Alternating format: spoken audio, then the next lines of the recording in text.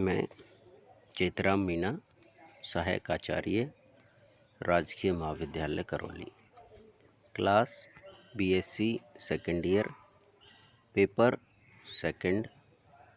आज का टॉपिक है हाइपोथैलेमस एवं व्यवहार। हमने अध्ययन किया हाइपोथैलेमस मस्तिष्क के अग्रभाग का एक पार्ट है। हाइपोथैलेमस की जंतुओं के व्यवहार, प्रदर्शन एवं नियंत्रण में बहुत महत्वपूर्ण भूमिका रहती है। हाइपोथैलेमस मस्तिष्क के मध्य में पीयूष ग्रंथि के ऊपर व थैलेमस के नीचे स्थित होता है तथा दो सेरेब्रल गोलार्धों से घिरा रहता है। हाइपोथैलेमस में अधिक संख्या में केंद्रक पाए जाते हैं। प्रत्येक केंद्रक में अनेक प्रकार की कोशिकाएं हो सकती हैं, जिन्हें औतिकीय से पृथक किया जाता है, मतलब हिस्टोलॉजी के आधार पर उन कोशिकाओं को अलग अलग किया जाता है। हाइपोथैलेमस में बहुत सारे जो है वो केंद्रक होते हैं। विशिष्ट कार्य हेतु विशिष्ट केंद्रक जिम्मेदार होते हैं। हाइपोथैलेमस मस्तिष्क के 1/4 के करीब होता है, परंतु इसके कार्य जीवन के आनंद व अस्तित्व दोनों में सर्वाधिक महत्वपूर्ण है। यह मानस तथा देह, मतलब माइंड एवं देह के बीच की योजक कड़ी का कार्य करता है। यह तंत्रिका तंत्र और अंतःस्रावी तंत्र को जोड़ता है।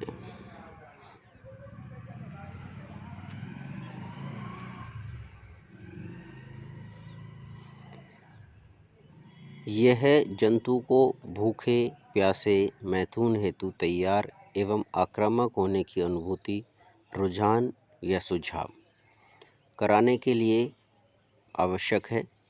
श्वसन की लयबद्ध गति, तापमान नियंत्रण, सोने से संबंधी सभी कार्य हाइपोथैलेमस द्वारा नियंत्रित होते हैं। मतलब हमारे शरीर की बहुत सारी जो क्रियाएं हैं, जैसे श्वसन की क्रिया है, टेम्परेचर, बॉडी का टेम्परेचर है, सोने संबंधी है, उन सब का नियंत्रण करने का काम हाइपोथैलेमस का है। इसका सबसे पहला कार्य अंशन व पायन में हाइपोथैलेमस की भूमिका। हाइपोथैलेमस का पार्श्व हाइपोथैलेमस भूख व प्यास से संबंधित होता है। हाइपोथैलेमस का यह भाग जंतु को भोजन सूंघने से लेकर अंदर ग्रहण करना व उसका नियंत्रण, भूख व प्यास लगना सभी क्रियाएं पार्श्व हाइपोथैलेमस द्वारा नियंत्रित होती है। पार्श्व हाइपोथैलेमस द्वारा नियंत्रित होती है। पार्श्व हाइपोथैलेमस से सिंड्रोम। हाइपोथैलेमस हाइपरफेगिया सिंड्रोम, अधिक खाना व पानी पीना जिससे मोटापा बढ़ता है। लेटरल हाइपोथैलेमस सिंड्रोम, खाना पर पूर्ण रोक व पीने पर भी पूर्ण रोक। स्थिर ग्लूकोज सिद्धांत, जब रक्त में अल्प शर्करा की मात्रा पार्श्व हाइपोथैलेमस के अंशन केंद्र को उद्दीपित करती है, जिससे अंशन प्रारंभ होता है। परिणाम स्वरूप खाना खाया जाता है, जिसमें रक्त में शर्करा बढ़ती है। एक अधर मध्य हाइपोथैलेमस को उद्दीपन करता है, वह जंतु खाना बंद कर देता है। रक्त में पुनः शर्करा का स्तर कम हो जाता है। ताप स्थिर सिद्धांत, जब मनुष्य के शरीर का तापमान घटता है तो अंशन केंद्र उद्दीपन होता है, वह जंतु खाना खाता है। खाना खाते ही शरीर का ताप बढ़ जाता है, वह अंशन केंद्र का उद्दीपन सामान्य हो जाता है, वह खाना बंद हो जाता है। ब्रोबेक का खिंचाव सिद्धांत, हम किस तरह से खाना, जो भोजन ग्रहण करना है, अंशन व्यवहार है, उसके अंदर ब्रोकेन का एक खिंचाव सिद्धांत प्रतिपादित किया गया। इसमें कहा गया, जब आमाशय में खाना भरा होता है तो इससे खिंचाव से ग्राही उद्दीपन होते हैं, जो अंशन केंद्र को विरोधी संकेत प्रेषित करते हैं। व जब आमाशय खाली होता है तो खिंचाव अंशन केंद्र को उद्दीपन कर खाना प्रारंभ करते हैं। जल के उपापचय तथा पायन व्यवहार को हाइपोथैलेमस द्वारा नियंत्रित होता है। जल के अवशोषण के लिए पश्च पीयूष ग्रंथि से ADH एंटी डायूरेटिक हार्मोन का स्रावन होता है व यह जिम्मेदार होता है। पार्श्व हाइपोथैलेमस के अंशन केंद्र के निकट ही पायन केंद्र स्थित होता है जो ड्रिंकिंग व्यवहार को नियंत्रण करता है। मोटे तौर पर पायन निम्न पदों से नियंत्रित होता है कि पायन व्यवहार जो है वो इस तरह से कंट्रोल किया जाता है। रक्त में जल की कमी के कारण हाइपोथैलेमस के सुप्राऑटिक केंद्र को सक्रिय करती है। पीयूष से ADH का स्रावन होता है। वृक्क नलिकाओं में जल का पुनः अवशोषण होता है। रक्त तनु हो जाता है। सुप्राऑप्टिक केंद्र से प्रभावित होता है। पीयूष ग्रंथि से ADH का स्रावन कम हो जाता है। वृक्क में जल का अवशोषण कम हो जाता है। जल मूत्र में उत्सर्जित कर दिया जाता है। तो यह प्रक्रिया लगातार जो है वो चलती रहती है। हाइपोथैलेमस का दूसरा कार्य है प्रजनन व्यवहार में हाइपोथैलेमस की भूमिका। प्रजनन व्यवहार को हाइपोथैलेमस पीयूष के माध्यम से या सीधे ही नियंत्रित करता है।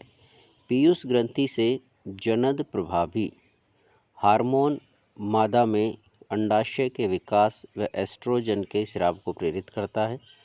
नर में शुक्र जनन एवं एंड्रोजन स्राव को प्रेषित करते हैं। पीयूष के अन्य हार्मोन जैसे ल्यूटेनाइजिंग हार्मोन लैक्टोजेनिक व मात्रक गतिविधियों को नियंत्रित करते हैं।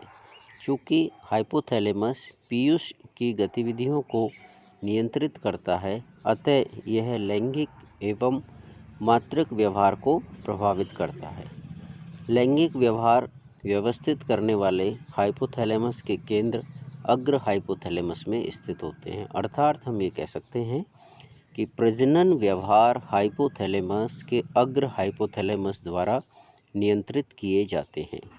प्रयोग द्वारा देखा तो पाया कि यदि जंतुओं में अग्र हाइपोथैलेमस के उद्दीपन रसायन विद्युत देते हैं तो जंतुओं में लैंगिक व्यवहार का प्रदर्शन प्रारंभ हो जाता है।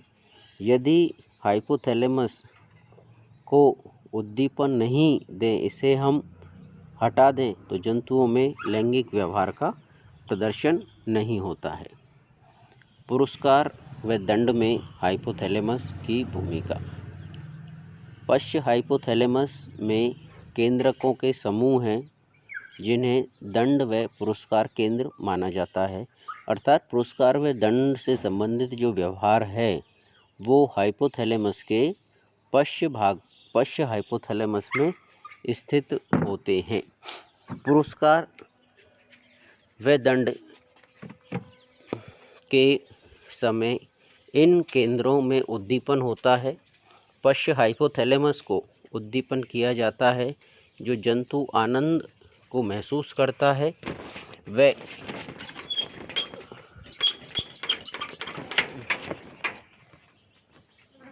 जैसे उसे कोई पुरस्कार मिल रहा हो, तो जंतुओं में कठिन परिस्थिति में कार्य करते समय काफ़ी महत्वपूर्ण होता है।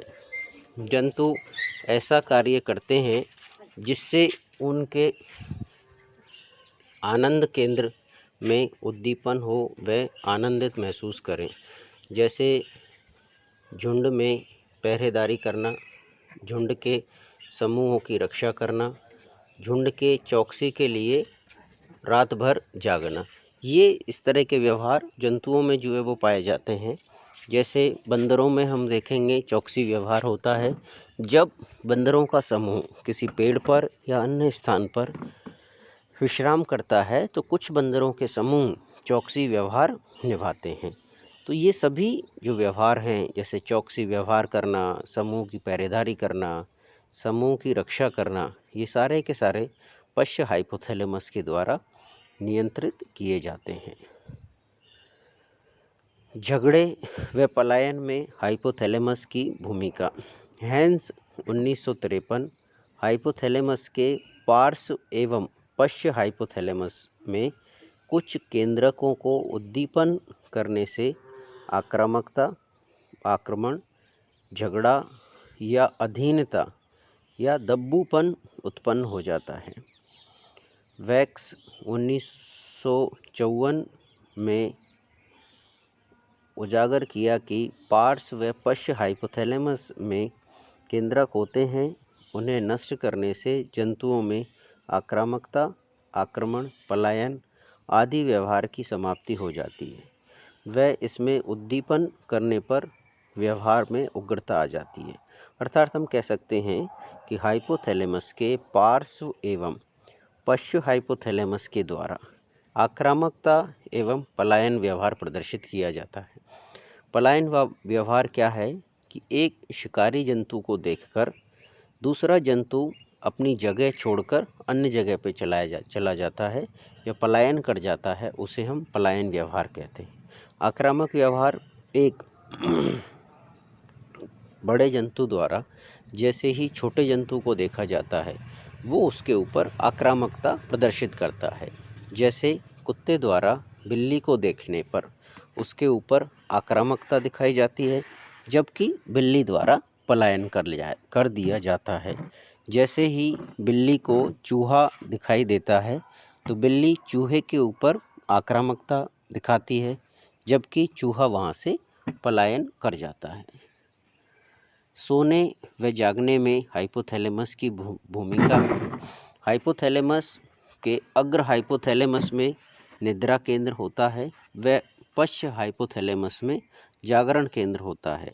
तो अग्र हाइपोथैलेमस के निद्रा केंद्र द्वारा नींद का जो है वो आना महसूस किया जाता है व हाइपोथैलेमस के पश्च हाइपोथैलेमस के जागरण केंद्र के द्वारा जागने को व्यवहार को नियंत्रण होता है। जंतुओं में इन केंद्रों में सक्रियता के कारण मछलियां अक्रियता की अवधि में गुजरती है। डॉल्फिन जब सोती है तो पानी में गहरी चली जाती है। सर्प व छिपकली अपनी आँख खुली रख सोते हैं। गाय, बकरी, भेड़ बहुत कम सोती है। अगर हाइपोथैलेमस में निद्रा केंद्र होता है। सर्वप्रथम 1919 में वॉन इकोनोमो ने यह जानकारी दी। अग्र हाइपोथैलेमस में उद्दीपन होता है।